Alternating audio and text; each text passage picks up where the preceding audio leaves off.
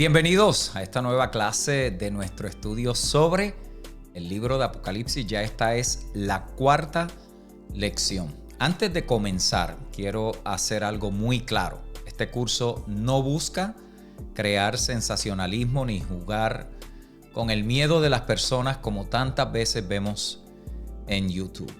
Lamentablemente, muchos han convertido el libro de Apocalipsis en una fuente de terror y especulación, alejándolo de su verdadero propósito. Pero Apocalipsis no es un libro de miedo, no es una colección de predicciones caóticas ni un rompecabezas de teorías alarmistas. Es la revelación gloriosa de la vida y la obra victoriosa de Jesucristo. Es un libro que nos muestra la certeza del reino de Dios, la victoria sobre el pecado y la restauración de todas las cosas. Y en esta clase seguiremos explorando cómo Dios ha obrado a lo largo de la historia para cumplir su propósito eterno y cómo el mensaje del libro de Apocalipsis sigue siendo relevante para la iglesia hoy.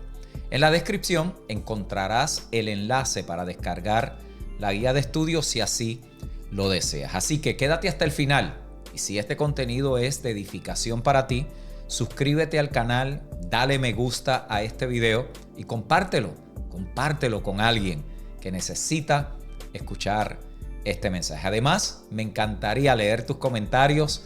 ¿Qué es lo más que te ha impactado del libro de Apocalipsis? Escríbelo abajo y conversemos acerca del tema. Bueno, ¿qué les parece si entramos en materia de trabajo?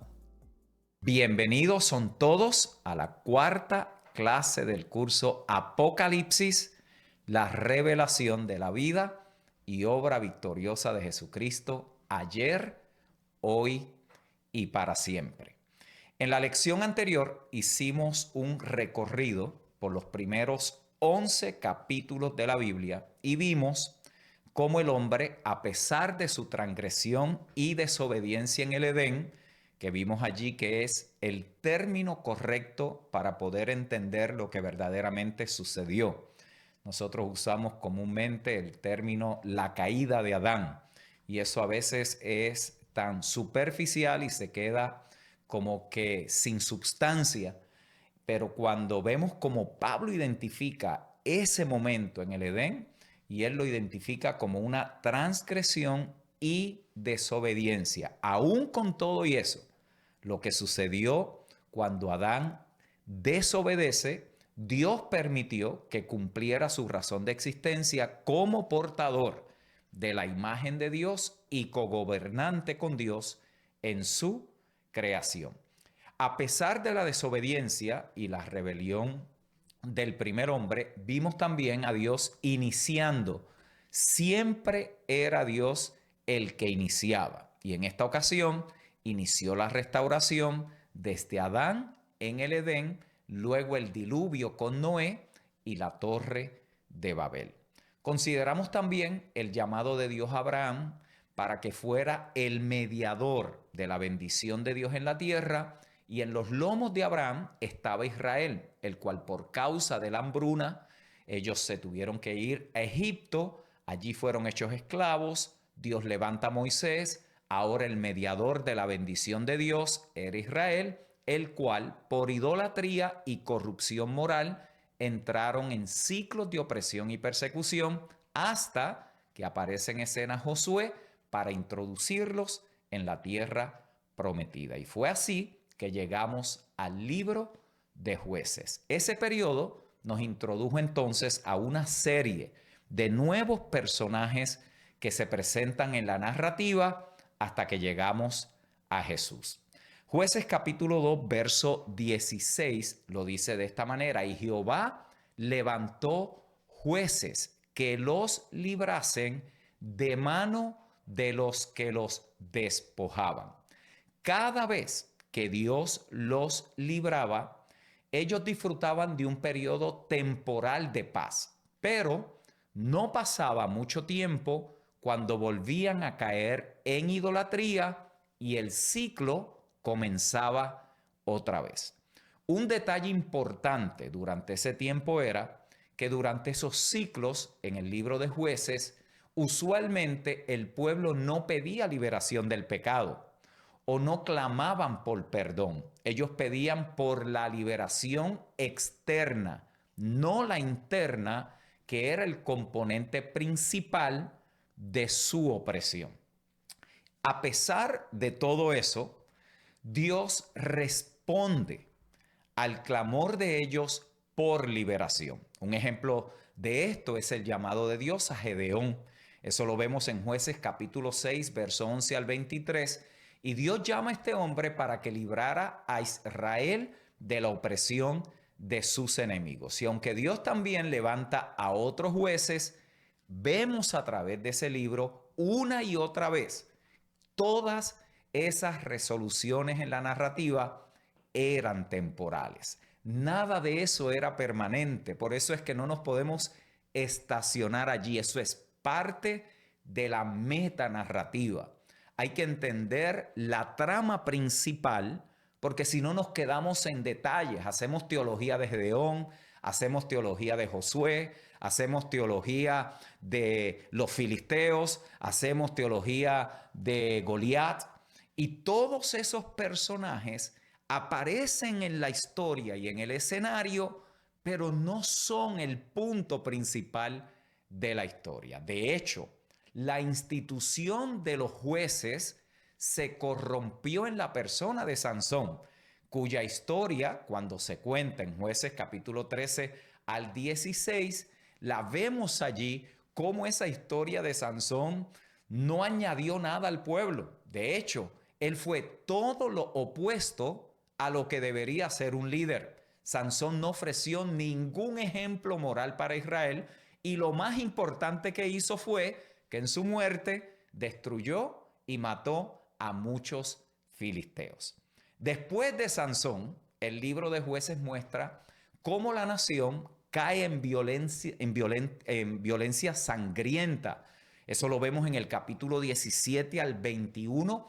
Entre las tribus, cada persona hacía lo que bien le parecía, lo que ellos creían que era lo correcto. Capítulo 17, verso 6, capítulo 21, verso 25. En resumen, la vida había regresado a la situación antes del diluvio, cuando la violencia llenaba la tierra. Sin embargo, hay una declaración que se repite 3 veces en el capítulo 18, verso 1, capítulo 19, verso 1 y en el capítulo 21, verso 25, que dice que en aquellos días no había rey en Israel.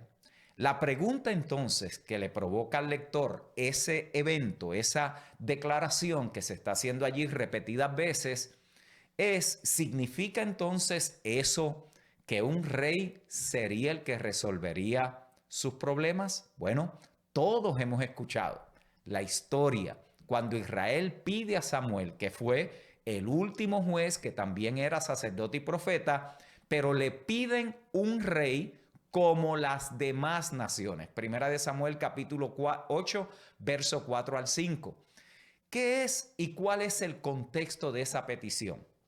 El contexto era la insatisfacción del pueblo con el liderazgo moral de los hijos de Samuel. Sin embargo, la intención declarada del pueblo de que el rey los gobernara, y literalmente la palabra allí es los juzgara, y que pudiera salir delante de ellos y que peleara sus batallas, sugiere entonces un rol para la monarquía que estaba centrado exclusivamente en el problema externo del ataque del enemigo.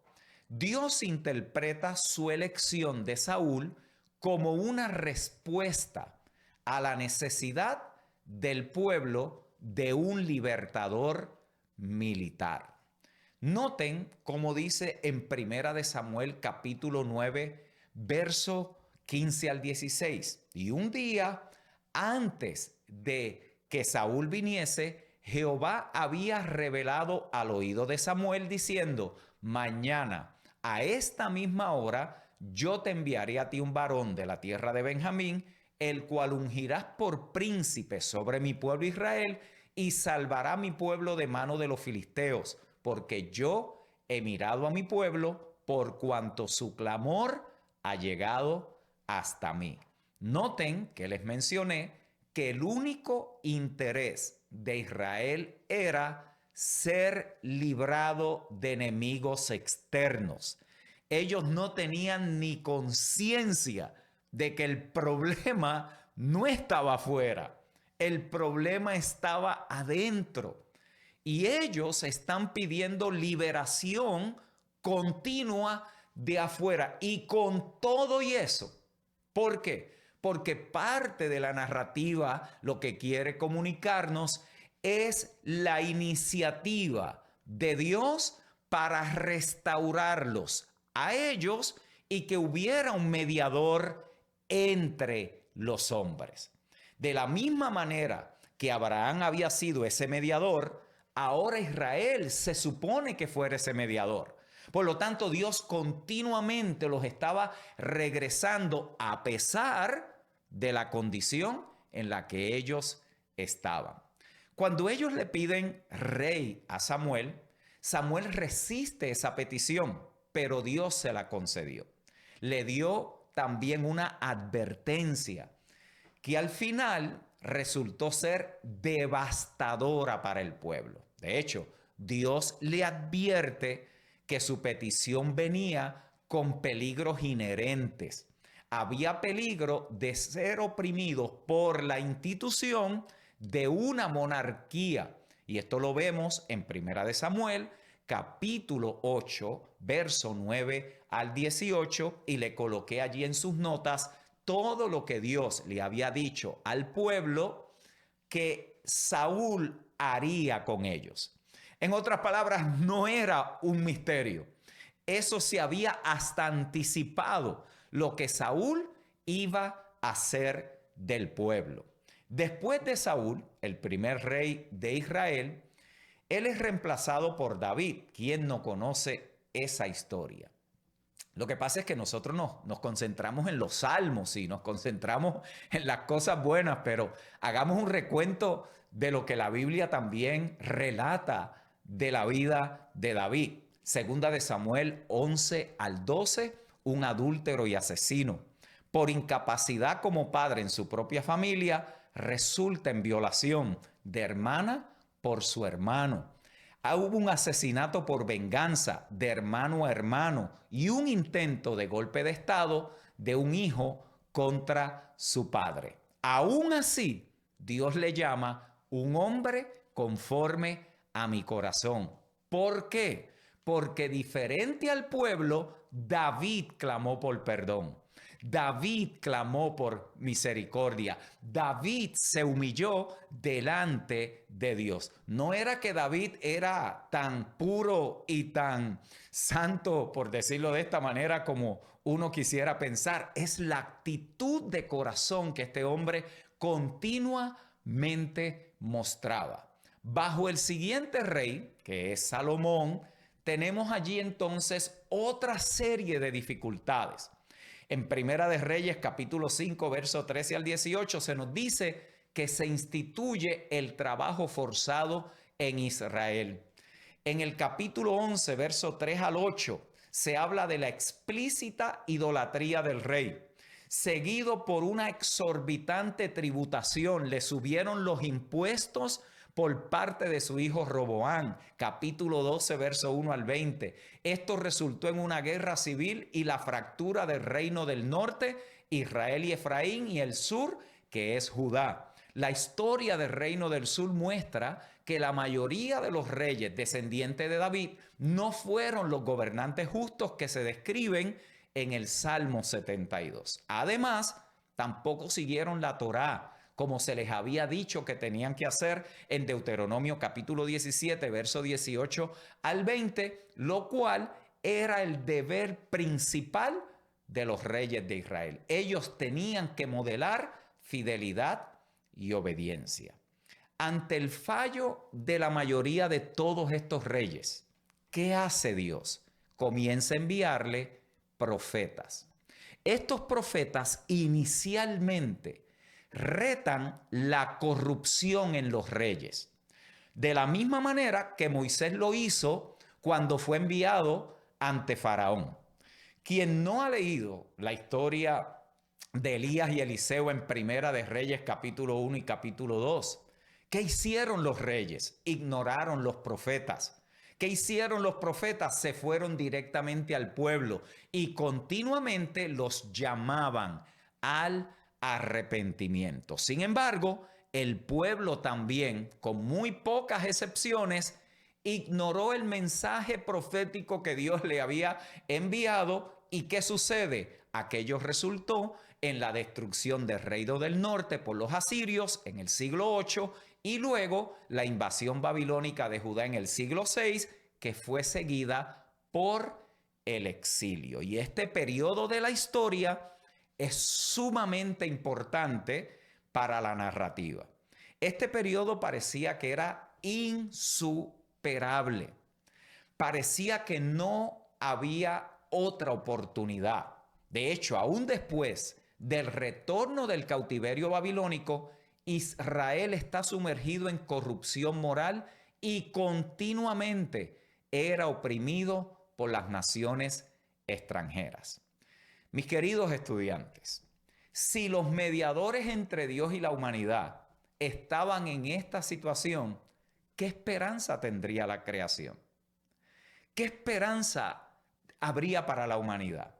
Si los que se supone que representaran la imagen y cogobernaran con Dios en su creación están en una condición de pecado, corrupción, moral y de todo orden, ¿qué esperanza tendría la creación?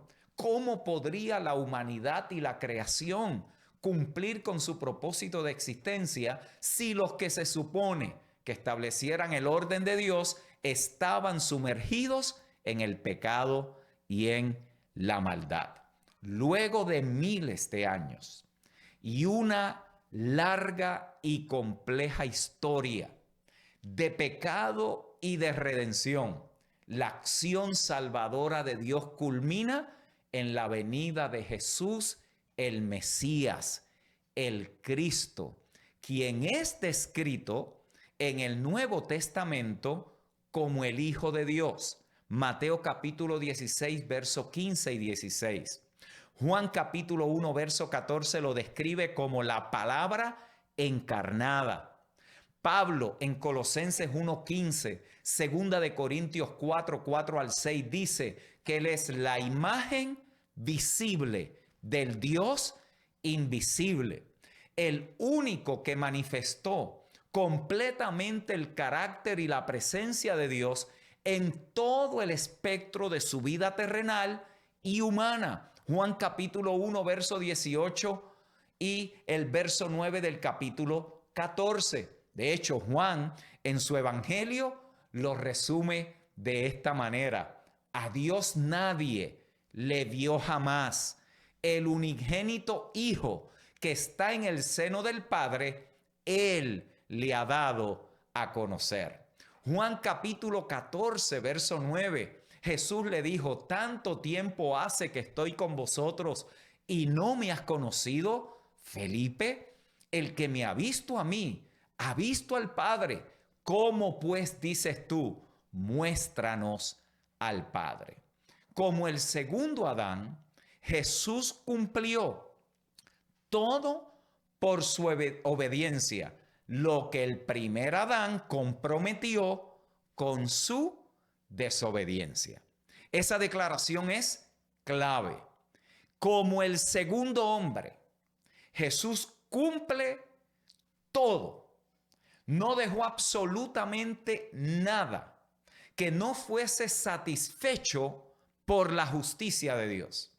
Jesús cumple todo por su obediencia, lo que el primer Adán comprometió con su desobediencia. A través de la vida, a través de la enseñanza, a través de la muerte y resurrección de Jesús, Él combate y vence los poderes del mal y la muerte que habían mantenido a la humanidad y al mundo en esclavitud. Israel jamás hubiera podido salir de donde se encontraba hasta que Jesús no hubiese vencido lo que esclavizaba a la humanidad. Pero no solamente eso, Él trajo la expiación por el pecado y la liberación de su poder multifacético. El pecado altera todo el orden creado, altera el hombre espiritualmente y emocionalmente y físicamente. Altera el orden de la relación del hombre con Dios, de Dios con el hombre y del hombre con la creación. Por lo tanto, la expiación es lo que ahora hace posible que el hombre y la creación sean liberados. Pero también hay una restauración de la unión con Dios, unos con otros y con el orden creado. Jesús, por lo tanto, es quien, el enviado de Dios para lograr la sanidad integral de la humanidad y de toda la creación. Esto es importante. Dios no solamente trata con el ser humano, Dios trata con el orden creado. Dios trata con todo lo que Él le entregó al hombre por gracia, para que el hombre pudiera cumplir su propósito de existencia en la tierra. Esto está disponible para toda la humanidad, pero en la narrativa hay un orden. Y el orden hay que poderlo seguir. ¿Por qué? Porque en ese orden Jesús vino inicialmente no a salvar al mundo del pecado, sino más bien a restaurar a Israel en justicia y bendición. Esto es importante. ¿Por qué? Porque esto no es solo un tecnicismo irrelevante de la historia. Esto es crucial para nuestro entendimiento del papel de Jesús como el punto de inflexión en la macronarrativa. Es lo que hace que todas las cosas vuelvan a reunirse, a reconciliarse, a amarrarse en una sola historia. Por eso es que no nos podemos quedar en un capítulo, no nos podemos quedar en una experiencia, no nos podemos quedar en un incidente, no nos podemos quedar en una caída. Jesús se convierte en el punto de inflexión. Dios envía a Jesús como el agente para restaurar a Israel a su propósito y a su asignación, y a través de Israel impactar finalmente a la raza humana. De hecho, Jesús cumplió con la comisión abrahámica de traer bendición. Primero, ¿a quién? A su propio pueblo, como Pedro lo dejó claro en su primer mensaje en el libro de los Hechos. ¿Quién no ha leído ese capítulo 3, verso 25 al 26? Vosotros sois los hijos de los profetas y del pacto que Dios hizo con nuestros padres, diciendo a Abraham: en tu simiente serán benditas todas las familias de la tierra. ¿Quién habrá dicho eso y dónde fue que se dijo? Abraham. Por eso dice allí: a vosotros primeramente. Dios, habiendo levantado a su Hijo, lo envió para que os bendijese, a fin de que cada uno se convierta de su maldad. Así que antes de ser el Salvador del mundo, Jesús tiene por herencia, por misión, por propósito, tiene que ser el Salvador de Israel. Tiene que restaurarlo a su estatus y rol como el pueblo escogido de Dios. De hecho, esto se reafirma en Mateo capítulo 15, verso 24, donde él dice: Él respondió y dijo: no soy enviado sino a las ovejas perdidas de la casa de Israel. En el principio de su ministerio público, también dice en Mateo 16 que él le dijo a sus apóstoles también: id ante las ovejas perdidas de la casa de Israel. Aún a sus apóstoles, Él los envía primeramente a las ovejas perdidas de la casa de Israel en Mateo capítulo 10, versos 5 al 8. Y dice: a estos 12 envió Jesús y les dio instrucciones diciendo: por camino de gentiles no vayáis, y en ciudad de samaritanos no entréis, sino id ante las ovejas perdidas de la casa de Israel, y yendo, predicad diciendo: el reino de los cielos se ha acercado. Sanad enfermos, limpiad leprosos, resucitad muertos, echad fuera demonios. De gracia recibisteis, dad de gracia. Él envió a los apóstoles a hacer lo que él había estado haciendo en Israel. Pero eso no se quedó allí, porque ya para el final del libro de Mateo, la escena cambia. Todo esto es parte de la misión como el enviado a Israel. Pero él todavía no ha muerto. Él todavía no ha resucitado. Él todavía no ha sido recibido arriba en gloria. Por lo tanto, el trato principal de Jesús en esos primeros 3 años y medio de su ministerio terrenal es a las ovejas perdidas, regresarlas otra vez para que la promesa que se le hizo a Abraham se cumpliese. Pero ¿qué pasa para el final del libro de Mateo? Luego de su muerte y resurrección, un grupo de hombres judíos reciben lo que ustedes y yo leemos en nuestra Biblia como encabezamiento, lo que se llama la Gran Comisión. 11 apóstoles, 11 enviados, son enviados inicialmente a los gentiles con el mensaje del Evangelio. Usted conoce lo que dice Mateo 28, 18 al 20. Y se acercó y les habló diciendo: toda potestad me es dada en el cielo y en la tierra. Por tanto, id y haced discípulos a todas las naciones, bautizándolos en el nombre del Padre y del Hijo y del Espíritu Santo, enseñándoles que guarden todas las cosas que os he mandado. Y he aquí, yo estoy con vosotros todos los días hasta el fin del mundo. La pregunta que nos tenemos que hacer aquí, mis queridos estudiantes, es: ¿qué fue la Gran Comisión? Y la Gran Comisión en la metanarrativa es la rearticulación del llamado de Abraham. Es retomar lo que Israel no cumplió. Es reconectar con la misión original. Ahora no solo un hombre y una familia serían los mediadores de la bendición de Dios al mundo, sino que ahora todo el pueblo de Dios, de toda tribu y de toda nación, serían los representantes de Dios en la tierra. Ese pueblo ya no se distingue por geografía.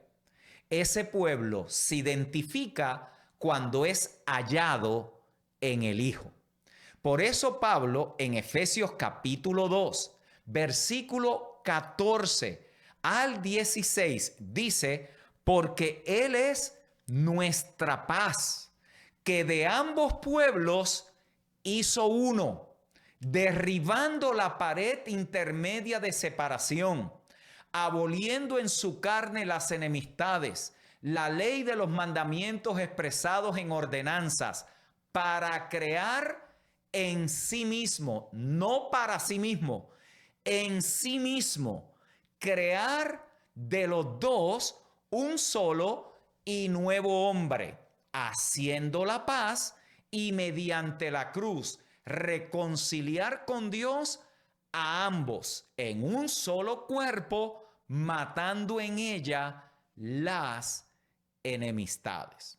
Por eso es que en el Nuevo Testamento esta vocación, Este llamado, esta comisión original, está compuesta primero por la proclamación del Evangelio, comunicando las enseñanzas de Jesús sobre la naturaleza del reino y especialmente lo que Dios ha hecho en la vida, muerte y resurrección del Mesías. Note bien, si el evangelio que se predica no incluye estos elementos y aspectos en la comisión, no es el evangelio de Jesucristo.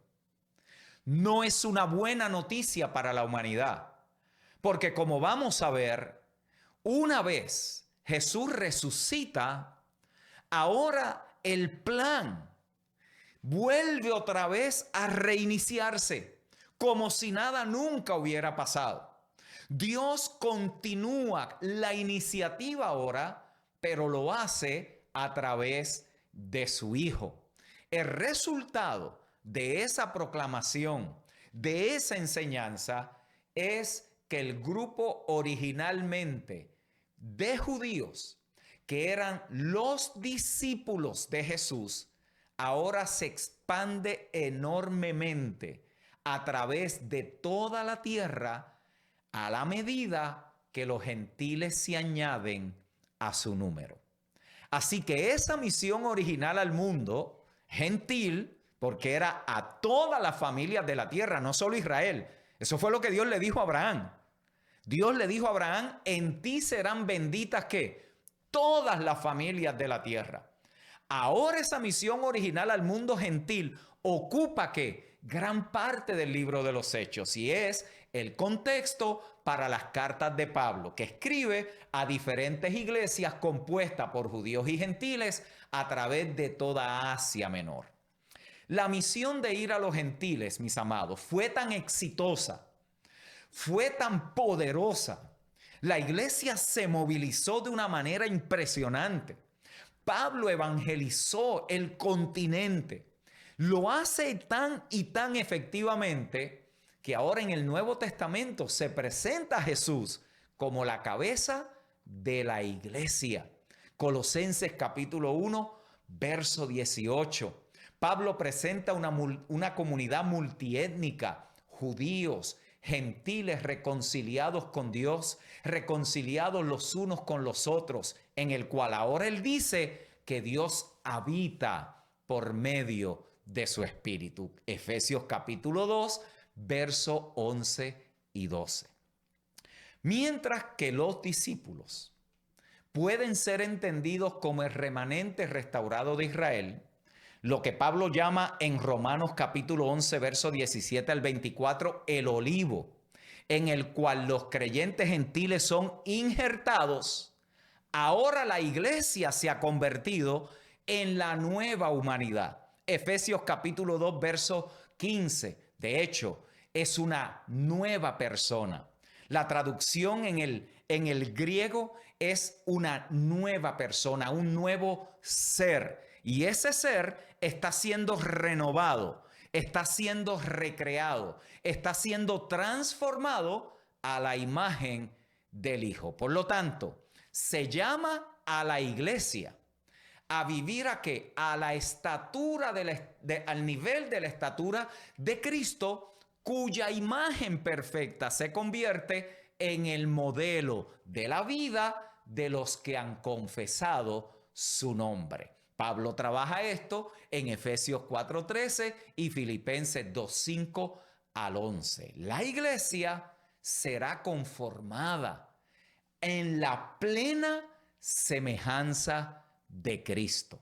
Primera de Juan lo dice, amados, ahora somos hijos de Dios y aún no se ha manifestado lo que hemos de ser. Pero sabemos que cuando Él se manifieste, seremos semejantes a Él porque le veremos tal como Él es. Esa completa conformación que tiene que ser consumada, Y los que tomaron el curso acerca del diseño de Dios para el hombre deben de tener claro lo importante que es entender lo que Dios ha hecho en Cristo por la humanidad y lo que el Espíritu Santo hace en nosotros basado en lo que ya Dios ha hecho en Cristo. En otras palabras, la obra del Espíritu en nosotros es hacer una vivencia de lo que ya es una obra consumada. Hasta que yo no recibo la obra consumada, nada pasa en mí. Por eso es que el mensaje no transforma a nadie a menos que no sea recibido. La obra de Dios en la cruz no transformó la humanidad. La humanidad es transformada cuando por fe recibe lo que Dios le ofrece en la persona de su Hijo.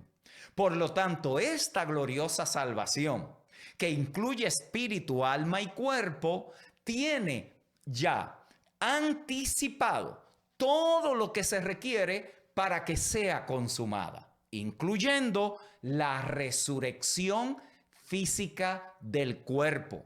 Nosotros no resucitamos en un cuerpo espiritual, resucitamos en el cuerpo. Primera de Corintios 15:49. ¿Para qué? Para reinar con Cristo en la tierra. Segunda de Timoteo 2:12. Apocalipsis 22:5. Es más, es como decir, la humanidad será completamente restaurada a su condición original. La misión de la iglesia, que ahora es esa nueva humanidad, que es un solo pueblo, que es una sola familia, Pedro la articula usando un lenguaje que ya se había usado en el pasado, que ya para Israel era familiar.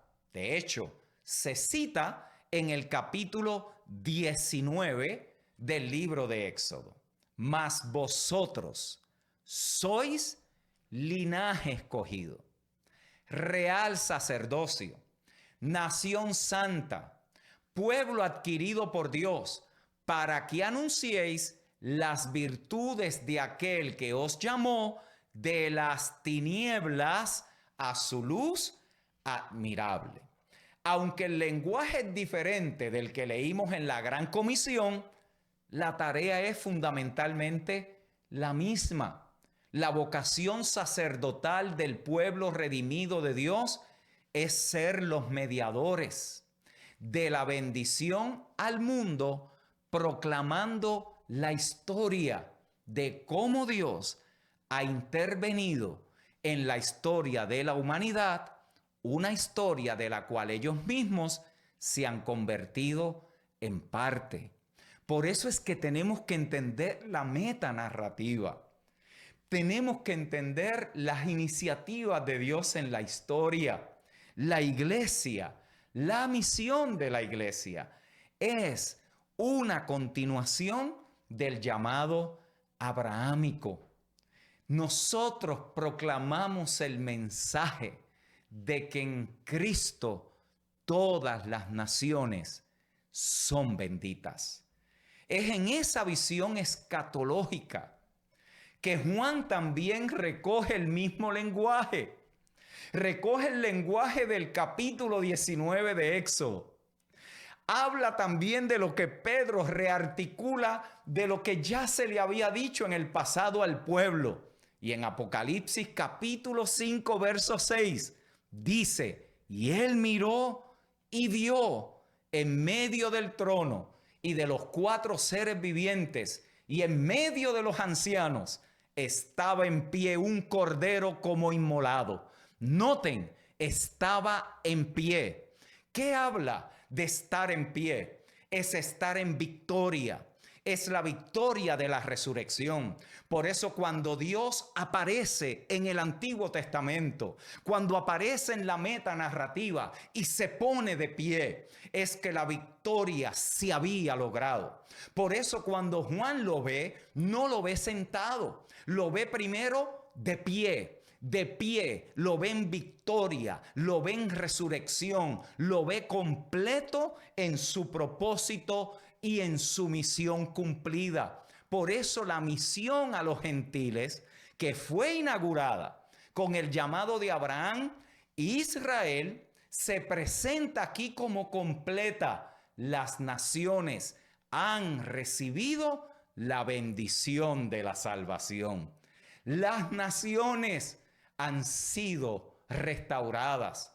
Por lo tanto, si esas naciones han sido benditas, han sido restauradas, entonces los adoradores cantan al Cordero. Obvio.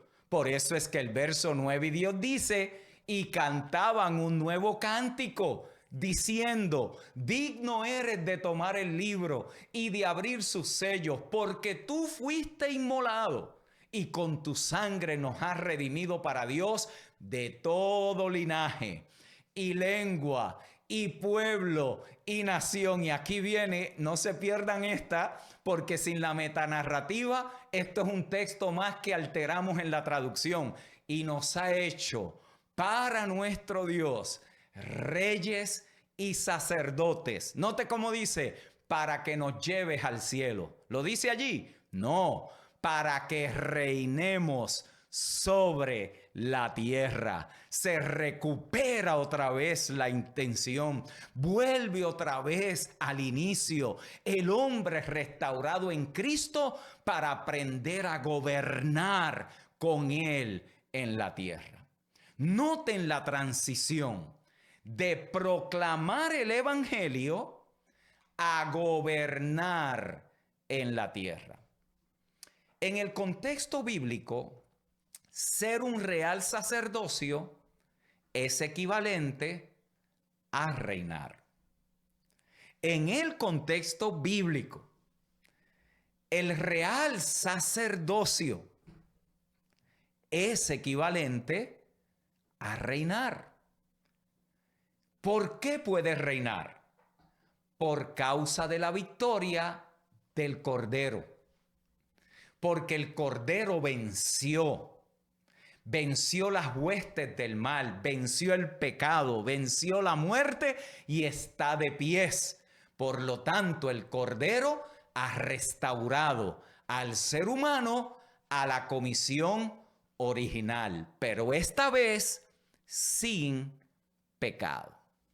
La historia que se narra en la Biblia alcanza su meta final, marcando no el fin, sino el verdadero inicio de la historia, que ahora viene a ser liberada del pecado contra Dios, los unos a los otros y contra la tierra. En otras palabras, esto termina como comenzó. Comenzó en la tierra y termina en la tierra, no en el cielo. Por eso el estado eterno de los santos no es en un lugar más allá, sino aquí. Quizás alguno se me desilusiona porque está esperando que esto se acabe de terminar para salir de esta miseria, de este caos en el que vivimos. Cuando no se entiende la metanarrativa, eso es lo que sucede. Esto termina donde comenzó. El estado eterno de los santos no es en el más allá, es aquí, es en la tierra, es donde el Señor lo había preparado. Por eso es que Dios no busca que escapemos del planeta, sino que nos lleva hacia una nueva creación, que es nueva. Note bien, que ha sido restaurada, que ha sido limpiada, que ha sido recuperada por la obra del Hijo. Por lo tanto, esa historia es coherente, esa historia es consistente y esa historia presenta constantemente la intención original de que los hombres en la tierra fueran los portadores de la imagen de Dios y cogobernaran con él en su creación. Todo lo que ha impedido eso ha sido vencido y está siendo vencido. Escriban eso por allí. Todo lo que había impedido eso ha sido vencido y está siendo vencido. Esto es maravilloso. Ya tenemos todo lo que se requiere por la victoria del Hijo. De hecho, Jesús lo dijo. Jesús dice, estas cosas os he hablado para que en mí tengáis paz. En el mundo tendréis aflicción, pero confiad, yo he vencido al mundo. Esa victoria consumada en la victoria de Jesucristo sobre el pecado, sobre la carne, sobre el diablo, por causa de su muerte y resurrección, ahora está siendo vivida y experimentada en tiempo real por el pueblo del Señor en cada generación.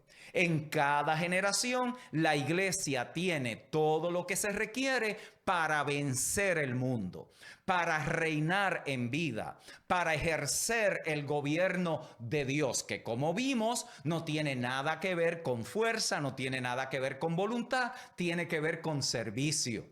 Por eso reinar en vida con Cristo Jesús no es triunfalismo, y me estoy adelantando un poquito. No es llenarnos la boca de que somos gobernantes, pero nuestra vida está en un desorden. No, eso no es el gobernar en Cristo. Gobernar en Cristo es permitir que esa naturaleza del Cristo resucitado por medio de nuestro comportamiento sea de bendición para la humanidad, pero que traiga gloria al Señor.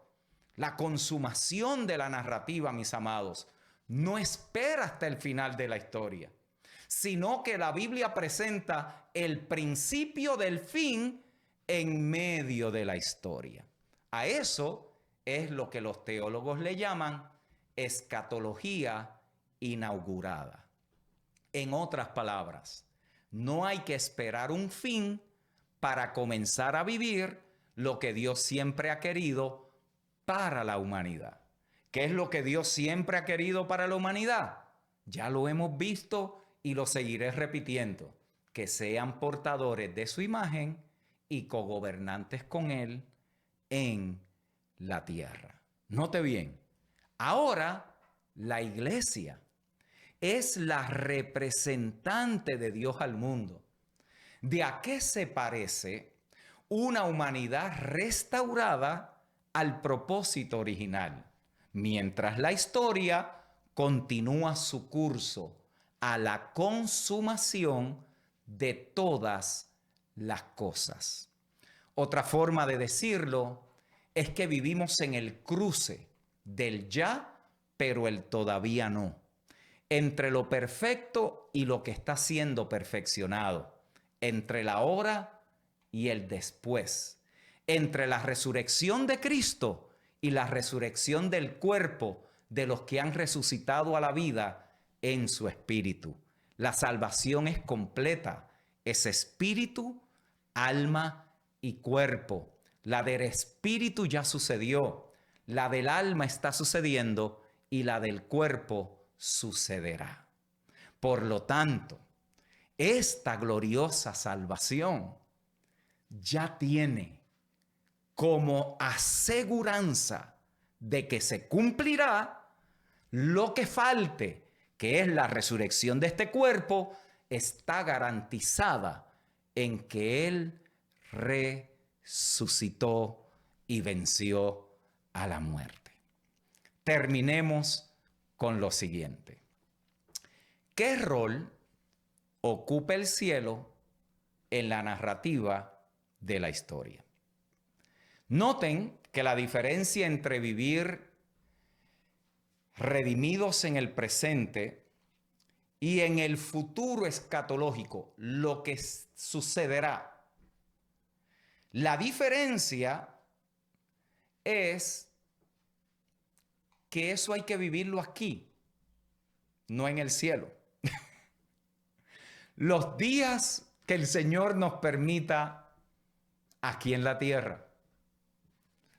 Todo lo que Dios tiene para nosotros es para vivirlo en el aquí y en el ahora. Por eso, cuando prestamos atención a la metanarrativa que se viene narrando en la Biblia, se hace abundantemente claro que la redención escatológica consiste en nada más que la renovación de la vida humana en la tierra. Por eso el punto importante aquí es que la idea del cielo, como la esperanza eterna de los justos, no tiene lugar en la metanarrativa. Por eso yo me he tomado 3 clases para que veamos qué es lo que Dios hacía cada vez que intervenía. Hacia dónde apuntaba el juicio, a la restauración. Hacia dónde apuntaba que Dios llamaba a uno en medio del pueblo para que fuera su representante en que el pueblo regresara a él. En la metanarrativa no hay tal cosa como sacarlos del medio. En la metanarrativa no hay tal cosa como escapar a algún otro lugar. La metanarrativa continuamente afirma y reafirma que lo que Dios tiene para el ser humano es aquí en la tierra. Por eso es irrelevante y está ajeno en la historia de la metanarrativa que el cielo es el destino eterno de los redimidos. De hecho, el cielo nunca fue parte de los propósitos de Dios para la humanidad al inicio de la historia y tampoco tiene un papel intrínseco en sí mismo como el destino final de la salvación humana. No existe ni una sola referencia en todo el Antiguo y Nuevo Testamento a que el cielo sea el destino eterno de los creyentes. De hecho, cuando Pablo habla de los que se murieron, él dice que están en Cristo. Imagínense. Por lo tanto, esta idea tiene un papel impresionante en la imaginación cristiana. ¿Sabe la cantidad de teologías? ¿Sabe la cantidad de cánticos? ¿Sabe la cantidad de mensajes? ¿Sabe la cantidad de predicaciones, de enseñanzas acerca del cielo que no aparecen en la Biblia? Que son parte de la imaginación humana. No hay ni una sola vez en la Escritura que se diga que el destino eterno de los justos es vivir para siempre en el cielo. No existe. De hecho, yo no estoy negando la realidad del cielo, porque la Biblia habla de él. Pero ¿cómo habla la Biblia del cielo? En la cosmovisión bíblica, el cielo juega un rol importante. ¿Por qué? Porque el cielo y la tierra son parte del mismo universo creado. Eso es lo que dice Génesis 1:1. En el principio creó Dios. ¿Qué creó? Los cielos y la tierra. En este contexto, cielo se refiere ¿a qué? A la parte de la creación vista como algo que está más allá de lo que es comúnmente accesible para nosotros los humanos. Esta es la razón por la cual Isaías dice en el capítulo 66, verso 1, el cielo es mi trono y la tierra estrado de mis pies. Note bien, está dentro del mismo espacio. Es como decir, Dios se sentó acá arriba, la tierra está aquí, pero son parte del mismo universo, pero los pies le quedan aquí. Eso es lenguaje metafórico para que nos ayude a entender que Dios lo ocupa todo, que Él lo llena todo, que Él está sentado en su trono, en su trono. Dios no está sentado en ningún sitio porque Él es espíritu. Son lenguajes figurativos para ayudarnos a entender. Nosotros nos hacemos de la idea, Él tiene que estar así con la barba como el anciano de días y tiene que estar allí sentado y está mirando así. Cada vez que mueve la cabeza, los ángeles salen corriendo. Toda esa imaginación que nosotros tenemos y pensamos que la Biblia está escrita para satisfacer esas imaginaciones. La Biblia está escrita para contarnos una historia de un Dios que es infinitamente amoroso, que le plujo crear a un ser a su imagen y semejanza para que gobernara con él aquí en la tierra, y que aun cuando ese ser le dio la espalda, transgredió y desobedeció, Dios los recuperó para él por medio de su Hijo para volvernos y reconectarnos al propósito original por el cual él había creado la raza humana, que fueran portadores y cogobernantes con él en su creación. Isaías dice: el cielo es mi trono y la tierra el estrado de mis pies. Esa imagen habla de trascendencia. Habla de algo que es mucho más grande que nosotros. Pero también nos está diciendo que Dios vive dentro del orden creado. Note, ¿por qué? Porque cielo y tierra es parte del mismo universo. Es lo que no se ve de la creación. Es lo que está más allá de nuestra condición física. Pero el cielo es parte de su creación. La trascendencia, mis amados, de esto, David la recoge en un verso.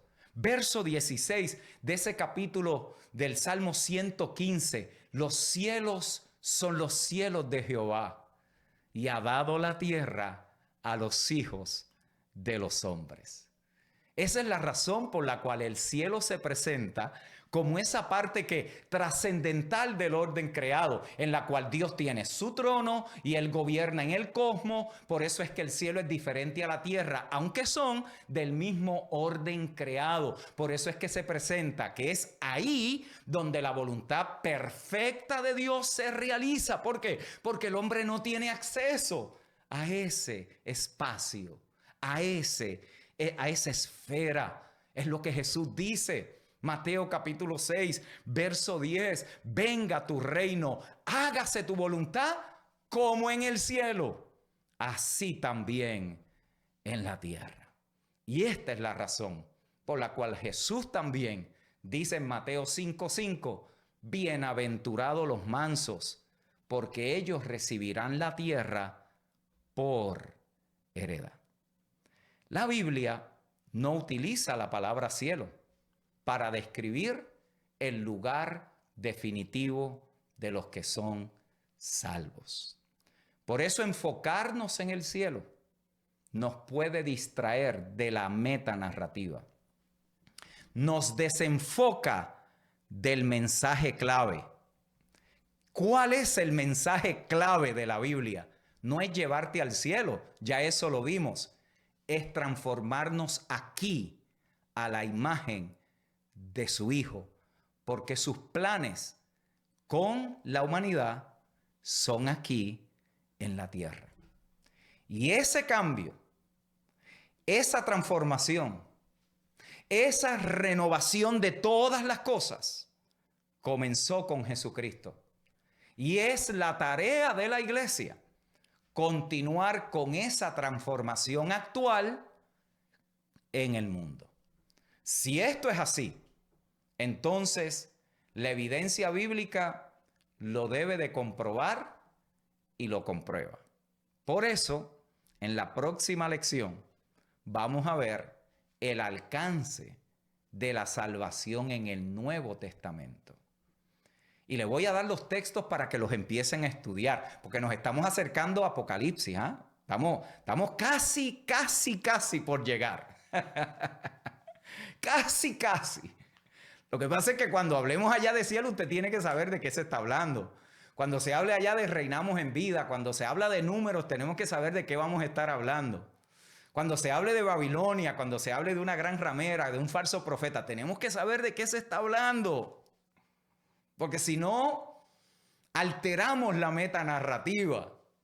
Y el final tiene que terminar como comenzó. Dos preguntas claves que vamos a responder en la próxima semana es cómo se describe la salvación en el Nuevo Testamento. Vamos a sumergirnos por allí un poquito. Y otra pregunta que vamos a contestar es, ¿quién o qué se salva? ¿Qué es lo que se salva en la salvación? ¿Y quién es el que se salva en la salvación? Y vamos a ver 5 textos. Escríbanlos por allí para que los empiecen a leer, hagan su investigación, busquen palabras en el original, para cuando vengamos en esa próxima lección, usted tiene ya un fundamento, puede comenzar allí a poner ciertas cosas juntas. Hechos 3, 19 al 21. Efesios 1, 9 al 10. Colosenses 1, 19 y 20. Romanos 8, 19 al 23. Y segunda de Pedro 3, 10 al 13. Los repito. Hechos 3, 19 al 21. Efesios 1, 9 al 10. Colosenses 1, 19 al 20. Romanos 8, 19 al 23. Y segunda de Pedro 3, 10 al 13. Este último texto de segunda de Pedro 3:10 será clave para el estudio del libro de Apocalipsis. ¿Qué dijo Pedro? Pero el día del Señor vendrá como ladrón en la noche, en la cual los cielos pasarán con gran estruendo y los elementos ardiendo serán deshechos, y la tierra y las obras que en ella hay serán quemadas.